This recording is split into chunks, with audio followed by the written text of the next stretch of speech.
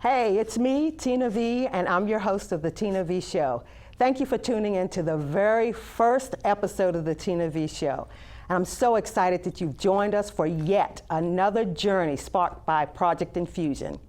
If you haven't heard about Project Infusion, it's an amazing local nonprofit organization that focuses on community outreach. Well, we'll talk more about that later, because right now we have a fabulous show planned for you. I can't wait to get started, honestly. We'll be joined by singer-songwriter and my good friend, Jason Paul Curtis, and he is amazing. I'm so serious. But you'll get to meet him in a little bit. So sit back, relax, get ready to have a good time. We'll see you after the break. Get up on your feet.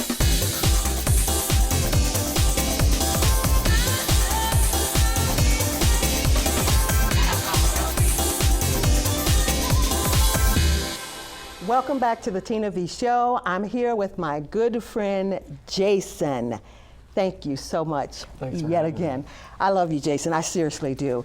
We're going to talk a little bit about you, your career, and you've got some exciting things coming down the pike that we want to hear about. So let's talk a little bit about Jason. When did you first know that you love music? I guess like everybody, you know, when you're a kid. So I grew up in Texas, and we moved around so much.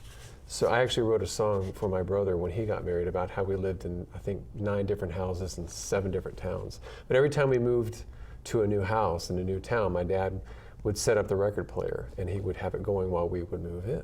So we would listen to all sorts of, it was all sorts of records. It was the classical, or it was jazz, or Broadway. Wow. And so we would always start the new house, right, with music, right? Awesome, awesome. I've listened to your music, and I've had the pleasure of actually owning one of your CDs. Who are some of your artists in your life who actually influenced you the most?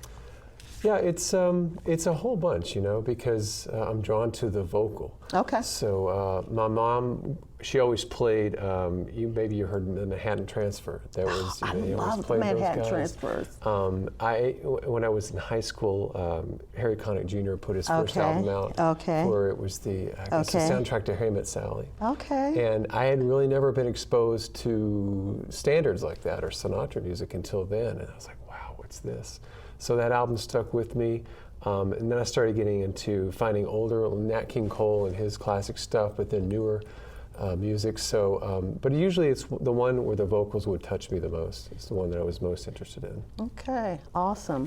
I know that you work with a really awesome band as well, and I've had the pleasure of listening to them as well. How did you get started in that particular band? Yeah. Getting a band is always the hardest thing, you know, because oh, tell me about it. You think, how do all these people get in with a band? I actually started about 6 years ago in Manassas, and I wanted to sing so bad that I went out and took an iPod and a sound system, and I got booked at a restaurant, and I sang for 3 hours. Seriously? And so I did that a couple of times, and I got a good response. And then I got a friend of mine pulled me in and said, "Hey, I've got laryngitis. I need you to fill in for my band." So that was in Herndon, I think, up at an Oyster Ice House Cafe. And so I did 4 hours that night, and luckily I had all the songs and everything. So I got to meet the drummer, I got to meet the piano player, I got to meet the bassist, and from then on, just like all musicians around here, everybody knows everybody. So hey, I know this guitarist. Hey, I know this pianist. And pretty soon I got a wine festival gig, and I, kind of borrowed his guys. So we started playing, and one thing kind of led to another, and you meet people, and the band goes from this to this to this, and so things just really started to snowball. Wow, wow. And I was just sitting here thinking as you were saying that, and we're living in a time in which music, all types of music they're just instantly, you can get to them, you just push a button and they're just there. What is it about jazz that attracts you and makes you want to perform it live like you do? If you've been, you're a jazz singer, and you understand, and you've done it before. I like to think I am. We all do, right? And so the thing about jazz is it's a conversation. So you got the vocalist, But that's not the show. The show is the piano player is going to now play his solo, and the sax player is going to play his solo, and the guitarist is going to play his solo. And so as I evolved into, not only did I just like the songs, I liked the standards, and I liked the bringing it to life, but I liked the way that you share the conversation and everybody takes it and plays with it a little bit, and then they pass it off to the next guy or girl, whoever's in the band. So jazz for me was a way to kind of reach out and touch people vocally, but also bring them into the conversation of the band. That's awesome. Yeah. I'm so serious because I'm thinking about the one song, oh my gosh, what is it, Kiss Me Dear? What is it? Oh, One More Kiss, Dear. Yes. Yeah. That is by far like one of my favorites. So you listened to that one? Oh You did? yeah. Okay. I mean, especially when you have a sweetheart, you know what I'm saying? Yeah. But and it was just awesome. I'm so serious. But when I hear you sing, I think about Michael Bublé. I know I always stumble over that, and Harry Connick Jr. I mean, the different types and the different styles that they have. I mean, to me, you're right there. What is it about their style that just kind of grasps you and attracts people? You think attracts people to listening? I don't know. It has a lot to do with the tone of the voice. Okay. I think there's a really personal delivery. If you YouTube these guys, or if you see them in concert, they're very connected to the audience. You're not just singing to them. Actually, I heard a radio talk. It was on NPR the other day. They're talking about the science of sound, and they said that sound is actually coming out and touching your ears. It's coming out and touching you. And I'd always felt that inside, that guys like this and any kind of a good singer that you like, whenever they sing to you, you feel like they're not singing for the audience, they're singing to them. So awesome. You feel like this coming straight to you. So when you listen to Harry Connick or Sinatra or Nat King Cole or any of these, or sometimes even Justin Timberlake, it depends on who it is. Sometimes it'll touch you right inside, and there's a communication there. That's awesome. I'm so serious. And again, even when you said Justin Timberlake and some of the music, that didn't really click until you said something, until you mentioned his name with Harry and Michael and the rest of them, and I can actually see that. But what I'm holding right here, right now, is actually the copy of your Christmas album. Now, what made you do? Because this is your first. What made you go Christmas? So not that I'm complaining, because I actually love this CD. It was, did you ever listen to the Chipmunks Christmas when you were little? Oh, yes. Did you have that old 50s record? Oh, yes. And so again, back to the record player, we always played, and I just really fell in love with Christmas music. And I thought, well, maybe the best way to launch an album with Christmas music, which really plays well with jazz, because you always hear a lot more jazz, in the Christmas season. And I had some songs in me that I wanted to write, so there's actually 5 originals on this one. So I thought, well, maybe the best way for people to like it is to do something that they want to hear. So I decided to do a holiday album. Okay, well, that's awesome, because when we go to break here shortly, what we're going to do is we're going to share one of your songs, if you don't mind, with the viewing audience. So stay tuned. We'll be right back with more Jason Paul Curtis.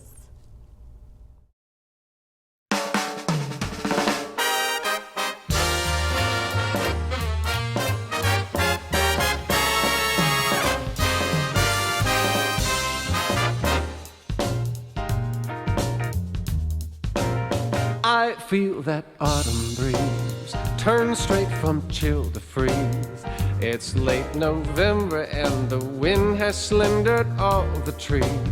Let's run down through the heights and watch them stringing lights. I'll buy 2 coffees and you'll hold my hand tonight. I must admit, I never get enough of it. This city's frosty time of year makes me so glad that you are near. So just stick close to me. We'll watch them light the tree, and then we'll kiss. I wouldn't miss our time of year. Let's go!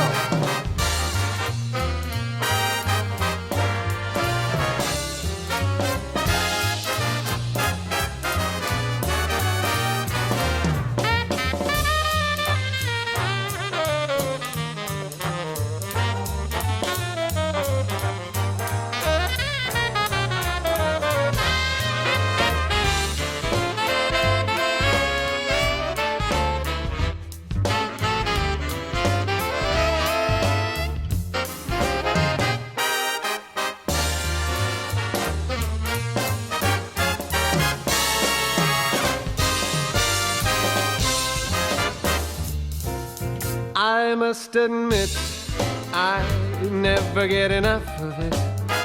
Just like a hand into a glove, this is the season that I love. So just stick tight with me. We'll watch them light that giant tree, and then we'll kiss. I must insist, my pace is froze, but it's total bliss. Just take my hand and understand, I'm Old Man Winter's favorite fan. Just give me a kiss, 'cause I would miss our time of year.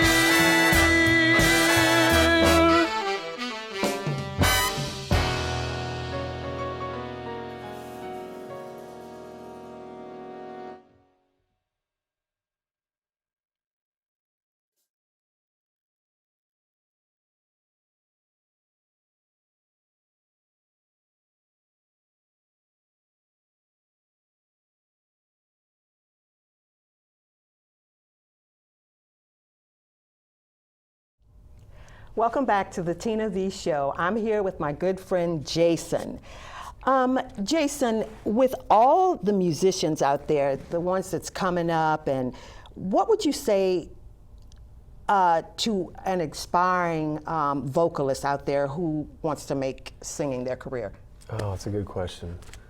You know, because now there's so many ways to get your music out there. You can pay $65 and get it on iTunes and Amazon, and you can get it on Google Play and on Apple Music. Mm-hmm. So, right, we're living in a time where there are so many people making music that on the one hand it's easy, but on the other hand, you're kind of like in a big sea of people, you know, trying to get noticed. Yeah. So I would say, you know, follow your heart, because again, it's not going to be the person who's doing something that they don't want to do that will be noticed. You're going to notice if that person is singing a song that they wrote or one that they love, you're going to fall in love with that song too. And so you want to do things, you know, you talked about the album, you know, I only do songs that I really love, you know, and I only do songs that my family might love. Wow. and that my band members love.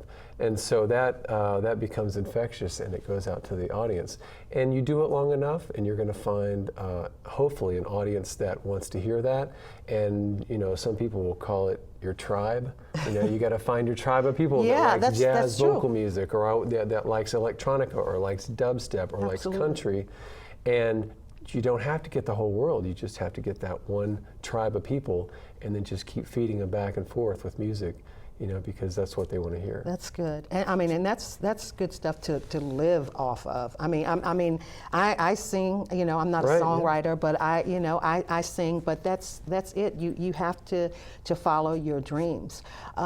Even with that being said, you had said something before we went to break, or during break, about the song. My favorite song, I'm going to say, on the album. One More Kiss, Dear. One More Kiss, Dear. Yeah. And you kind of brought up a story. Share a little bit about it, or so- share the whole story. 'Cause Yeah, I'm One More really Kiss, interested. Dear is the last track of the last release that I did, which was called Faux Bourgeois Cafe, and I mean, you know, fake cafe, but it's kind of a joke. But the last track is called One More Kiss, Dear.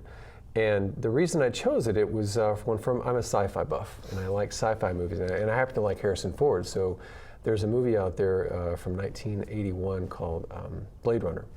And Harrison Ford plays a guy that goes off, and it's set in 2019, which we're coming up on, right? Okay, yeah. It's set in the future in Los Angeles, and it's dark, and there's acid rain, and he's chasing androids. So it's a very, very dark movie. Mm-hmm. But there's a scene in the movie where he goes, and he's just had to go expire an android, and he feels depressed, and he's a cop, and so he goes to this place to get, you know, some vodka or something. And in the background, they're playing this song, and it sounds like an old timey, and it says, "One more kiss, dear, one more kiss, dear." Wow. And I thought, well, is that a real song? And I looked it up, and it turns out that the song was composed just for that movie. So in 1980, it was a movie set in 2019, but it was supposed to sound like a song from the 1930s. And I looked it up, and no one had ever covered it. Are you You know, serious? so it was written by Vangelis, who is the one who wrote the music for Chariots of Fire. He also did the Okay. score for that. So I thought, so I need to cover that song. And so I decided, well, we need to kind of bring it up to date. So we did it, and my wife heard it, and she said, it's a little out there. I said, well, let's make a bonus track, right? But the neat thing is that, you know, there's these influences that you talk about, and musical influences, movie influences, personalities, actors. So in 2012, when I released the Christmas album, I took my family to Philadelphia to do an audition. And actually, it was an audition for Jersey Boys, the movie. Wow. Obviously didn't happen, but they said, hey, come back at 1:30 when we're going to hear you sing. And I went out and took a walk, and I was in the theater district, and beautiful. I'd never been to Philadelphia before. And I'm walking down the street, sunny day, Saturday, so there's nobody out there. And this one guy starts walking up. He's maybe comes about right here on me, white hair, tortoiseshell glasses, and he's kind of got this grimace. And he walks past me, and I saw this scar on his chin, and I was like, that's Harrison Ford. And I turned, I watched him walk away. Now this is a guy I've grown up watching, you know, Indiana Jones, Empire Strikes Back, Star Wars, Blade Runner. And so I watched him, and I thought, I've got to meet him. So I ran down there, and I stopped him, and I shook his hand, and he went, ugh. And I said, I'm sorry, I know you don't know me, but I just want to tell you I'm glad to meet you. And he said, okay. And he walked up, and he'd been filming a movie that weekend. Wow. So later on, I thought I need to do a tribute, you know, to my relationship with one of my favorite actors. So I decided to put that song in there. Awesome, awesome. Well, again, it's. I mean, when I first heard it, it literally caught, and I stopped. I stopped doing. I mean, because you know, of course, you know how it starts off, and I'm like, okay, where is he going with this? Yeah, but it's great. Where do you see your music going? I mean, do you intend on continue to perform in D.C.? Yeah. Now D.C. and as you know, D.C. and Northern Virginia is a great place to perform. Yeah. And it has been, to tell you the truth, this album, the Christmas album, has played all over the world for the last few Christmases. That's awesome. I was very proud last year to see, I pulled up KSDS and looked at their playlist in San Diego, and they had, it was Kurt Elling, Harry Connick Jr., Jason Paul Curtis, and Diana Krall in one set list. That's awesome. Congratulations. And I was so happy, serious. and it was the one that we played on the break, our time of year. Okay. So, you know, you can go out there, you can promote it, and if people want to hear it, they're going to play it on the radio.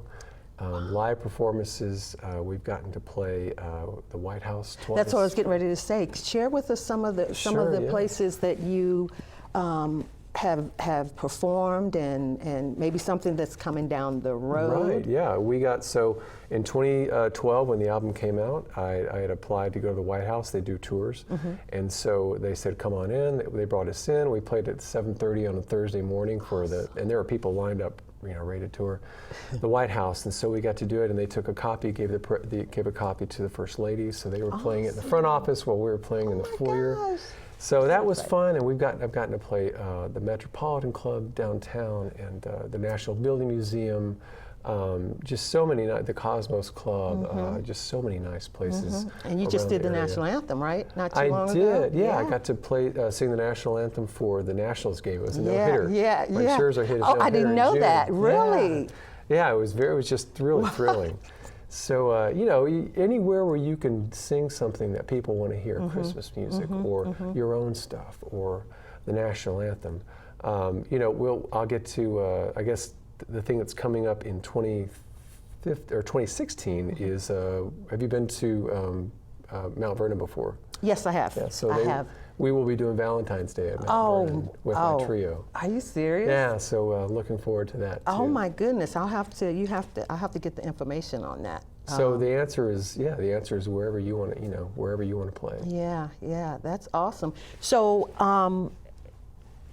talk to me a little bit about, I mean, because I know that, you know, being a singer or in the industry, whatever, it takes up a lot of your time, and this, and it can get very strenuous. But I know you have an awesome partner, probably manager and everything, all the above. Talk to us a little bit about your lovely family. Oh well, yeah. Well, my wife has been very supportive all this time. We have 3 kids. And I have an 11-year-old, and I have a 9-year-old and a 6-year-old. Now, do they sing? Does any of them sing at all? Oh, they all sing. Oh, goodness. They do? Excuse me. They do, all around the house, talent shows, school talent shows. And then Christmas parades. So I guess I need to all the book them, time. huh? You do. Yeah. You got to get an appointment. 'Cause Yeah. if you don't, you're not going to get them.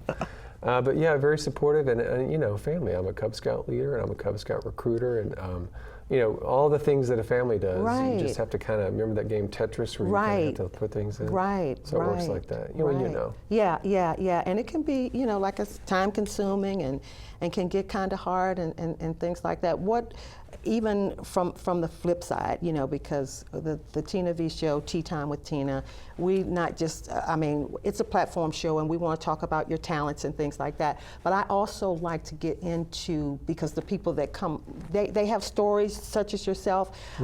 Give us, you know, just give us a tidbit of you know, just life itself and just a word of encouragement. I like to pull on people. I mean, because you're successful. My thing is, when you have a goal, that means success to me. Right, because you always say if you don't, what do you say? If you don't, you're not going to find it. If you don't exactly. see it, right? You never will have what you don't see. Exactly. So, you know, talk to us a little bit Sure. about. I would say, you know, if it's singing that you want to do, if you want to play piano, if you want to write electronic music, you know, if you want to, whatever it is, you're going to find a way to do it. So 6 years ago, I had a commute to work that was an hour. So I took my iPod and filled it up with a bunch of songs I wanted to learn, and it started like that. And once I learned about 50 songs, it sounds like a lot, but it's really not. We all know 50 songs. Got a gig here, got a gig there, and then all of a sudden everything just starts to get more complex and things start to happen. You start to talk to people, but as long as you're doing it for the right reason, your heart's in it. Yeah. You know, I'll tell you, and I would say I have a mini career. I'm right here in the DC, Northern Virginia area. But even so, you have to balance your family, you have to balance your life, and there have been times where I've paid too much attention to music, and I've been told, no, you need to center yourself, and it's exactly right. So you need to know when to do quality things. You need to know when to concentrate on your home and your love. So I would say, follow your heart. Do only those things that you really like to do. I will guarantee you, there's not many singers out there that are singing songs that they don't like. Yeah. You know? And so, find time for what you want to do. If it is, I've got to listen to these songs that I just recorded in the studio, but I have to do it in the car on the way to pick up the kids and on the way to pick up this and that. Don't I know? Right, you know, because you do what you can when you can. Yeah, and I was just sitting here thinking and listening to you because you and I, we did get to well, we didn't really get to sing together, but we were on the same Christmas show. Yeah, the same Christmas show. And I was just honored because I really hadn't heard too much about what you were doing, and but I do want to ask you this now. Did you work for the Kennedy Center? No. Okay. I've been there. But Yeah. I was just kind of wondering because I did the national anthem, and you did. What song was it that you did? Oh, last year? Last at year. the Christmas show. Yeah. I did a few songs. Oh, so okay. many to go through. Yeah, I think maybe yeah. it was Have Yourself a Merry Little Christmas. Yes. It was just awesome. And honestly, I do want to bring you back into the studio and your band to just kind of give us a good little whirl and things like that. But before we close, you know, I know I thank people constantly, but right now I'm so excited about the things that you've talked about and things like that. But how can we find your music? I know you talked about YouTube and things like that, but your website and things will come up on the screens. But go ahead and share with us where we can. So find you all just your want to good go stuff. to jasonpaulcurtis.com. Website is going to have everything you would expect it to have. I have a YouTube channel, Jason Paul Curtis. And what's coming up is I mentioned mixing tracks. So in August we recorded a live album. It was our first one with my quartet. Okay. And this was in Culpeper. So we had the State Theater and we had an audience. It was great. So we recorded that. I've been mixing that. That's going to drop only on the website. Okay. This is a Kickstarter, if you're familiar with that. So it's a fan-based album. That'll drop around December 11th or so. And that will include 17 tracks, all done live. My daughter sings with me on one of the tracks. Yeah, she's great. So that information will be coming up. And then, of course, Facebook, Jason Paul Curtis, Okay. Twitter, all that. It's Okay. all there. If you just put in Jason Paul Curtis, you'll find it. Okay. Thank you so Well, much, thanks for Jason. having me. Thank It was you so wonderful. much for Thank you coming so out. much, Tina. And we'll bring you back again. You promise? Promise. Okay. Promise. You know what? Maybe we should do a song together. We It's should. a thought. Let's think about it. Okay. Cool Yeah. beans. All righty. Oh my gosh, that was such a good time. Thank you so much for hanging out with us. I really do appreciate it. But to keep you up to speed with the Tina V Show, please check us out on the web at www.thetinavshow.com. And to learn more about Project Infusion and the Breathing Room, our latest outreach programs. And thank you again. We'll see you next time on the Tina V Show. And remember, you never will have what you don't see. We'll talk again next time.